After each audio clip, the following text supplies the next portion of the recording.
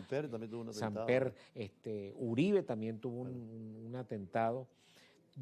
Me da la impresión por la información que se está manejando, aparentemente fue un lobo solitario, aunque se está escudriñando con un trabajo de inteligencia dónde están los autores intelectuales, porque ese muchacho, por supuesto, no fue una cuestión espontánea. Dice que le pagaron en la primera declaración. Exacto, sí. Entonces, pero es parte, también el ambiente colombiano se ha enrarecido mucho los últimos días, porque el presidente Petro está tratando de forzar la barra con un referéndum para que su ley laboral se apruebe, y eso ha enrarecido un poco el ambiente en la política colombiana, se ha perdido un poco la sindéresis y no hay comunicación entre el centro democrático y el partido de gobierno, ¿no? Qué falta de diálogo en América Latina entre las fuerzas políticas, ¿no?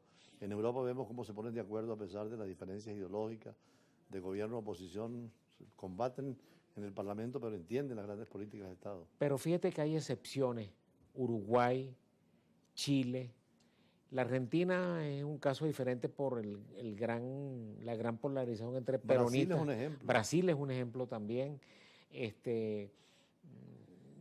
Creo que no se me ocurre. Ecuador vive una situación. Hay que ver qué va a pasar.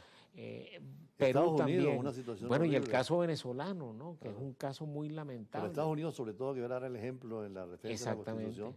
Con Trump se rompe todo el derecho internacional. No, y no hay comunicación entre los demócratas y los republicanos, ¿no? Manifestaciones contra Trump el fin de semana en Los Ángeles, ¿no?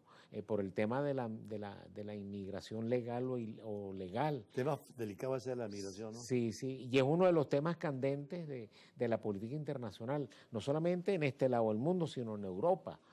Entonces, uno ve que no hay la comunicación política entre los diferentes líderes, ¿no? Por ejemplo, Brasil es un ejemplo muy claro. Por supuesto, no hay comunicación tan fluida con el partido de la ultraderecha brasileña, pero conviven, Partido Liberal, pero conviven. Y la ley se aplica, ¿no? Y se respeta la ley y todo lo demás. Ahora, situaciones como la de Bolsonaro, ¿puede repetir la presidencia? No puede. Él está inhabilitado para ir a las próximas elecciones, aunque él está presionando para que el Parlamento brasileño pueda promover una ley de amnistía, pero ha sido muy duro y muy difícil. Inclusive en estos días, o creo que hoy, iba a ser interpelado por el presidente de la Corte Suprema de Brasil, el juez Moraes. Y entonces, justamente en el proceso de investigación de los sucesos de enero del año 23, entonces, porque es una investigación que está en pleno proceso de desarrollo, ¿no? Ver qué fue lo que pasó realmente allí, porque ahí hubo civiles y aparentemente hubo militares comprometidos en la situación que hubo en Brasilia, ¿no? Ahora, tú fuiste diplomático en Brasil. Qué importante es Brasil para Venezuela, no solamente para la frontera, sino el potencial y la voz que tiene Brasil en el mundo, ¿no? Sí, Brasil es un país muy importante en este lado del hemisferio. Y como yo se lo he planteado a mis estudiantes, Brasil tiene que tratar de dilucidar un dilema, ser o no un global player. Si Brasil quiere ser un global player, tiene que jugar con las herramientas, con los instrumentos de un global player. Entonces, tiene que mostrar músculo tecnológico, económico, político y militar. O sea, los grandes agentes, los grandes polos de poder mundial. Exactamente. Tal vez los BRICS se le está dando una oportunidad a Lula. Es que a través de los BRICS se juega, pero los BRICS es un foro intergubernamental que es rival del G7 fundamentalmente, sí, ¿no? Entonces, y ahí hay posiciones divergentes, ¿no? Porque la India tiene una posición, China tiene una posición, Rusia tiene una posición, Brasil tiene una posición y Sudáfrica, porque Sudáfrica ve sus intereses hacia el norte de África y la influencia que tiene Sudáfrica hacia el sur, ¿no? Pero Lula se ha sabido manejar con Estados Unidos, con China, con Rusia.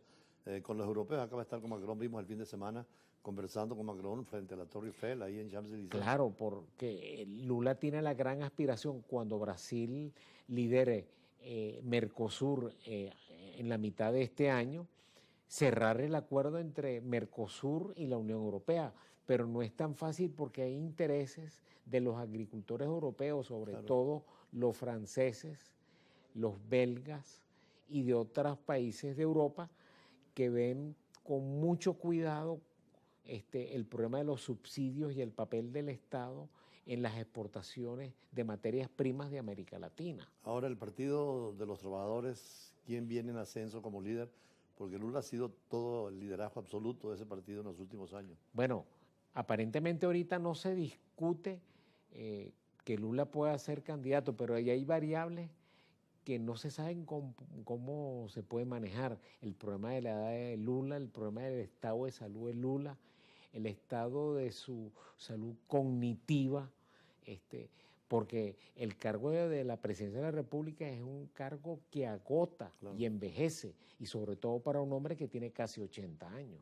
Finalmente, la diplomacia brasileña, ¿por qué sigue siendo tan buena al margen de los gobiernos que tiene? Y Itamaraty es una referencia. Tú que le das clases a jóvenes que aspiran a ser diplomáticos. La institucionalidad, el profesionalismo, el apartidismo, que no sucede en otras cancillerías. Porque son famosos los embajadores de Brasil en cualquier lugar. Por ejemplo, la actual embajadora aquí en Caracas es graduada en Relaciones Internacionales, tiene posgrado en Relaciones Internacionales, tiene una trayectoria de casi 40 años en Itamaraty, una profesional de primera categoría, ¿no? Y si lo comparas con el embajador de Venezuela que está en Brasilia, es un trecho muy grande. Tiene muy buena formación. De hecho, conversábamos con ella o con cualquier diplomático brasileño en cualquier país y hablan, por supuesto, el español, el portugués, el francés, el inglés y además el idioma donde se declina. Sí, sí, de hecho, en Corea hablaba coreano el embajador de Brasil, en Libia hablaba árabe y aquí en Caracas la embajadora nueva habla un español perfecto. Perfecto, perfecto. Ella es una extraordinaria diplomática. Venezuela debe copiar las cosas positivas de Brasil y una de las cosas positivas es lo que significa Itamaraty, lo simbólico de Itamaraty. Y eso creo que es importante. Bueno, muchísimas gracias. Sobre eso vamos a hablar con el siguiente invitado, sobre los idiomas y la diplomacia tan importante en el mundo de hoy. Y gracias por este conversatorio. Siempre es agradable conversar contigo.